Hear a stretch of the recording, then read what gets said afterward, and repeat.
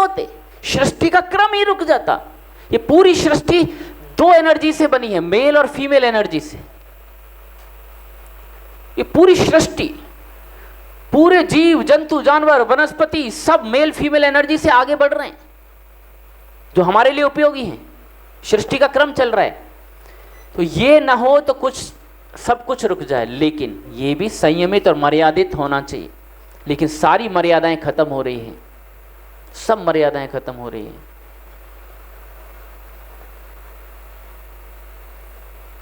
कुछ किताबें पढ़ लिया और सारी चीजें समझ में आ गई तो ये जरूरी नहीं है।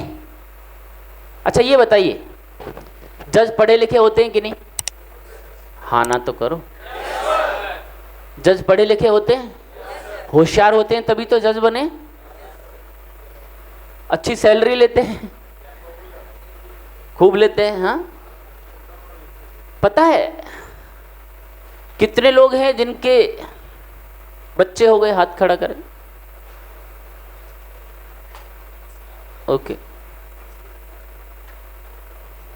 वाह वाह, राहुल के भी हो गए, वाह गुड। कौन है लड़का लड़की आपकी यहाँ के? किसने हाथ खड़ा किया? लड़का है। कितना बड़ा है? 8 साल का है। जवान होगा, नौकरी वोकरी लग जाएगी तो शादी वादी करोगे ना? लड़के की शादी करोगे ना? किससे करोगे? कंफर्म लड़की से करोगे? सोच लो, लड़की से ही करोगे ना?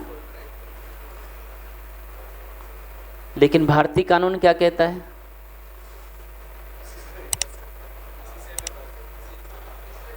भाई साहब ये लिख कर लेना, 5-10 साल में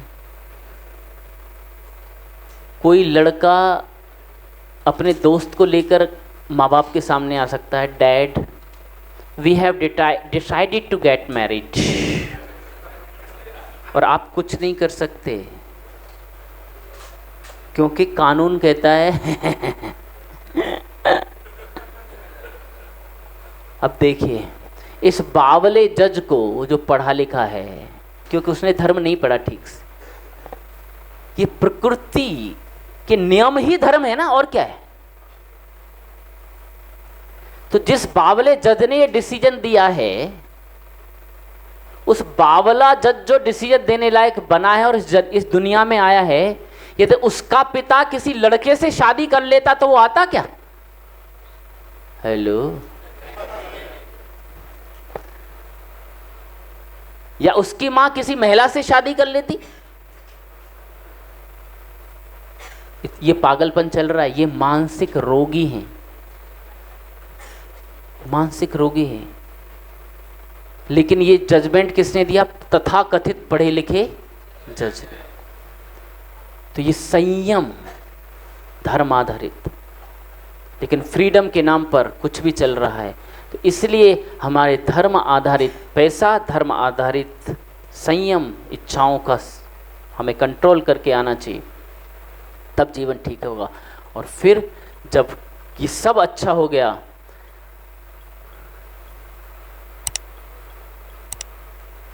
काम ज्ञान के माध्यमों का उल्लेख करते हुए कहा गया है कि आत्मा से संयुक्त मन से अधिष्ठित तत्व चक्षु मतलब आंख, जिह्वा तथा घ्राण तथा इंद्रियों के साथ अपने अपने विषयों शब्द स्पर्श रूप रस तथा गंध में अनुकूल रूप से प्रवृत्त होना ही काम है।